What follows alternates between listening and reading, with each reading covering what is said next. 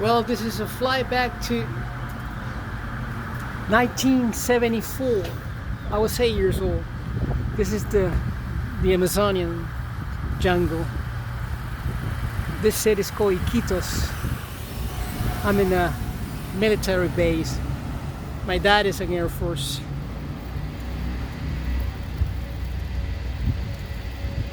He was not a pilot. He was into finance. He used to be a pilot, but he couldn't make it, okay? So he was a sort of a CPA for the Peruvian Air Force. And I'm living in Iquitos, Peru. It's the biggest city in the jungle. There's no TV. Listening to the radio. It's always the radio. Yeah, there is TV. TV is brand new in Iquitos, Peru. It's black and white. I can barely see the games of the Peruvian national team, soccer team. We're qualifying to the 1975 Copa America. El Sudamericano was called back then. So I'm seeing this ghost nighttime, and I see people, I see animals. I even heard my mom crying one night, and the room was totally blue. So on this particular day, I'm ready to play soccer with my friends. I can barely remember their names. Marcos, Arturo, David, Ivan, Michel, Lucho. People that I haven't seen lately. Only Arturo, he's a good friend of mine. We're kids. We're going to fish piranhas. Yeah, believe it or not, we used to fish piranhas with sausages. There is a tournament at the Navy military base. They're gonna be doing some barbecues, swimming competitions, and I'm excited. I'm only 80 years old. We're going with my mom. My dad is gonna be waiting for us at the event. He's getting together with all military people from the Army, Air Force, the Navy. There's some helicopters, some twin otters. It used to be a sort of a it's a small aircraft that lands on the river, on the ocean. Okay, my dad, he used to buy those airplanes for the Peruvian Air Force in Canada, up in Canada. He used to fly to America and Canada to get those airplanes. Okay, so I remember there is a competition, and I'm supposed to be the second relay. So the minute I get I'm not the second, I'm the third actually. The minute I get the platoon, I'm on my way to not the baton, but my relay. I'm on my way to the 50-meter pool, all the way to the end. I'm on my way to hit that wall. And I know I'm winning. But there is a kid that is a little bit more advanced than me, and he's larger than me. So he hits the wall first. So the minute my fourth relay, the last one, hits the water, I know for a fact that we're not gonna win. So we end up second. So I'm coming back home. I remember I ate a couple of sausages, chorizas, with bread and some, barbecue sausage, chimichurri, some hot sauce, some maize, corn. It's the corn in South America is the seeds are bigger than the seeds in America. Okay, are much bigger. So I'm coming back home to this military base, and I know for a fact that there is going to be a unit, a pickup truck that is going to deliver food for everybody who lives at the military base. Food is good, it's always hot, there's always a surprise, there's always bread, there's some juice for each family, okay? So they cook at the airport, at the real military base, and they take it to the village. We call it the village. Our home is 019, and we do have a phone. We do have a phone, okay? And with this phone, they can call us from the US, they can call us from Canada, they can call us from Europe. Somebody's gonna pick up the phone, okay? Somebody's gonna pick up the phone. Hey, there we go, the police is right here. What's going on, man? So, I'm only 8 years old. Not really into the Ramones yet. Not really into rock yet. I'm only listening to the Beatles. My father, he used to play the Beatles. Not Rolling Stones either.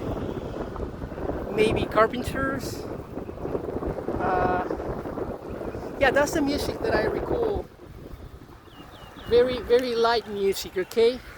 And my dad, he used to have organs, pianos. My mom used to play the guitar at home. We always had a maid helping us out. At that time we were 3 kids.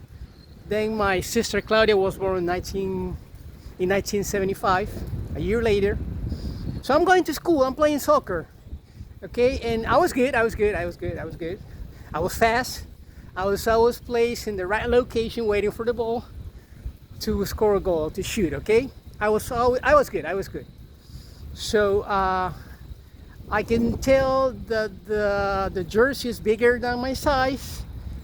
The soccer shoes are my size because my mom, she bought it for me at the shoe store, so they are the right fit. And while I'm living my younger years, my childhood years, I know that I'm a happy young kid. I've got great parents. My dad is a good dad. My mom is a great mom. My dad has a temper. I know for a fact. I was only 8 years old. I knew my dad had a temper. He's a military guy, but he was a good dad. Okay, he passed away last year, December 2023. Okay, so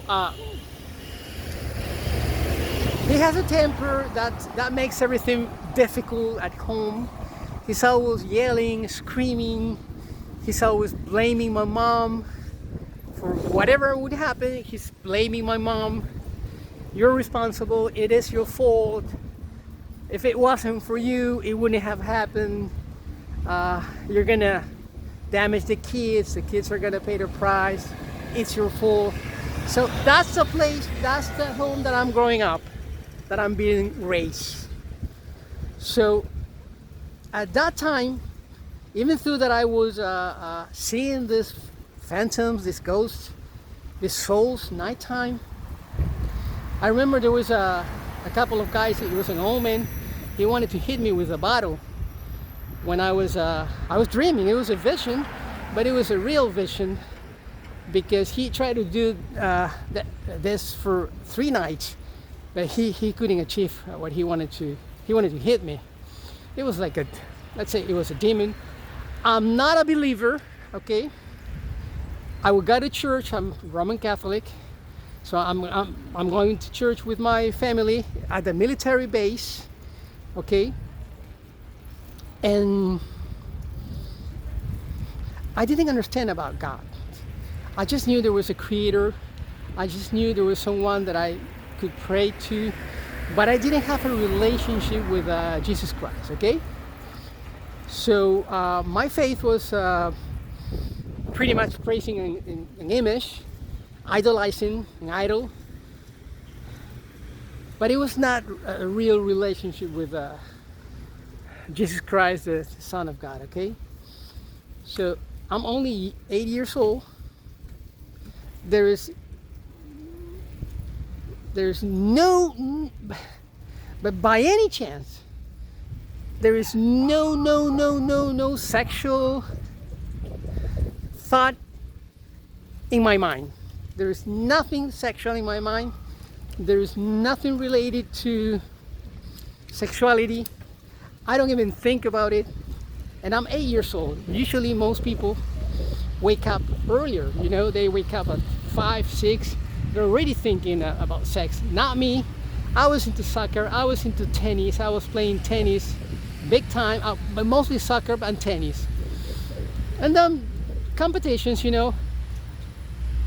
2 or 3 days later with Arturo, a friend of mine, good friend of mine, we made a mistake. We decided to light up a little fire at the jungle. All of a sudden, the jungle is burning down. So the military is coming to put it out. And by the time I'm going back home, the military told my dad that it was me and my friend Arturo. So that day, my dad hit me for the first time, big time, okay? I was punished. He hit me hard with a belt. He didn't use a closed fist, okay? But he hit me hard because I was the one who burned down the jungle, part of the jungle, and there was a horse. I remember there was a horse that I was, me and Arturo were playing with the horse. We were sort of picking a fight with the horse. And by the time the horse was chasing us out, we knew we were in trouble. The jungle was on fire. And it was a huge jungle. A jungle that we used to go by sunset time to ask for the tunche. The tunche is the devil. The devil is supposed to wake up in the afternoon after taking a nap, and he will deal with the people he come across with. So we used to go to wake him up and talk to him. Hey Tunche, what are you doing? What are you up for? Are you up to no good? Yes, you are. So all these things are happening while I am 8 years old. So there's no recollection of real music. There's no recollection of a real relationship with Jesus. I knew for a fact that I had to pass my courses at school, that I had to get good grades. I already knew it. I was good, not the best one, but I was good. I was good enough to make it happen over a year, okay? So I didn't have a problem, and none of my brothers and sisters. Okay, we were good. We were good at school. So that was not an issue for my parents. And I didn't know what was gonna happen later on. I was only 8 years old. I never had a thought of the real future. Am I growing up? Will I someday become a teenager? Will I someday go to college? Will I someday become a college professor, that I became a college professor? Will I someday become a writer or a psychologist, which I am a psychologist? It never crossed my mind. I was only 8 years old. And I remember that on a trip to Lima, we went to the beach.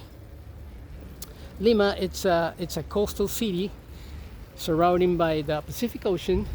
So at this beach, La Herradura, I found a ring, a gold ring, a very valuable gold ring, and it fit my finger. So my mom said, since you found it, you can keep it. So I'm having this ring at Iquitos, at the jungle, at the Peruvian jungle, and one of the mates that used to work for my family has made some friends with the other mates.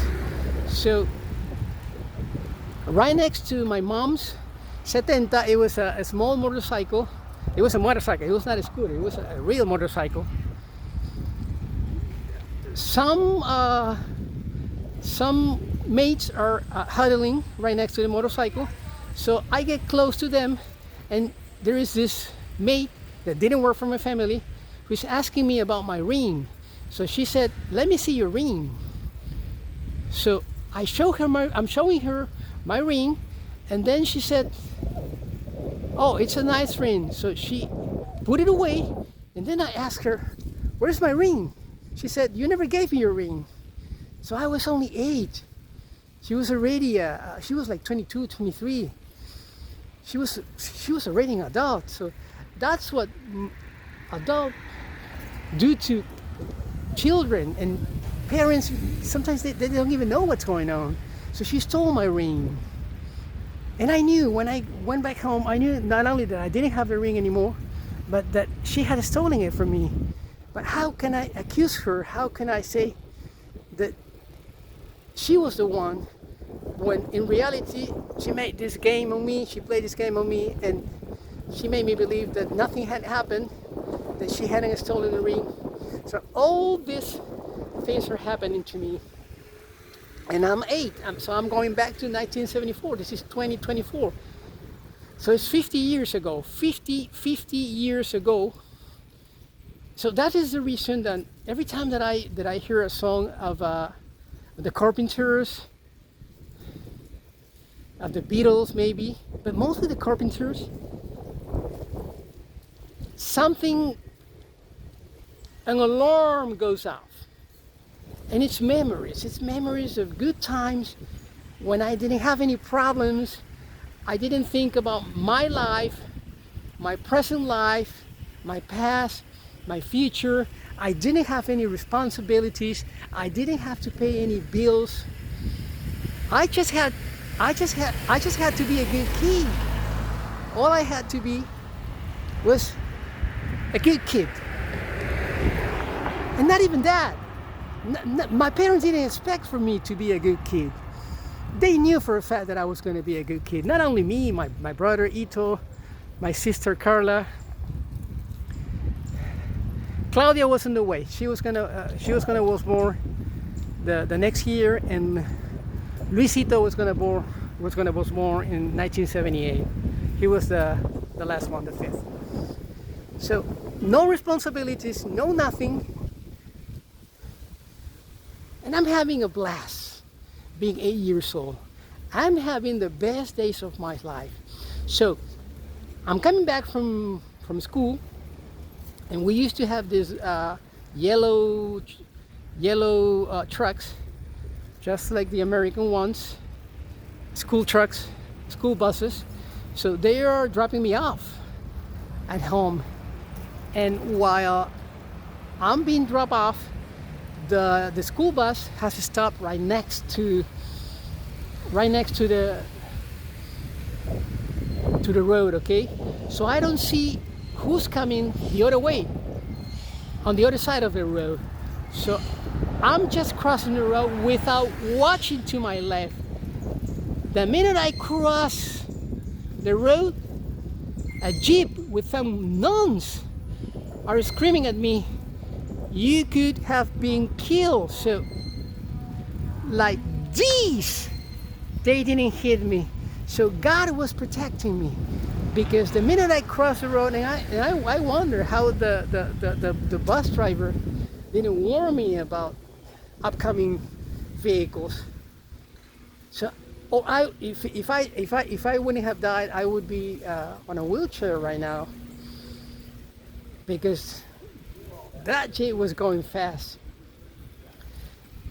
And God saved my life. He protected me. He didn't want me to die.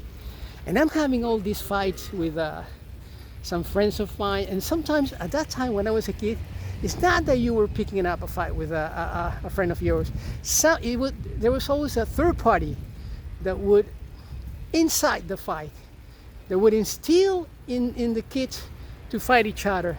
So it was not me, it was not my rival, the ones who wanted to fight. It was someone else who would get us together and fight for our honor. You had to defend yourself to prove that you have value. And you're only a kid, and You have to prove that you're valuable, you know, by fighting, by defending yourself. And I'm 8 years old, and this is 1974. And I didn't know that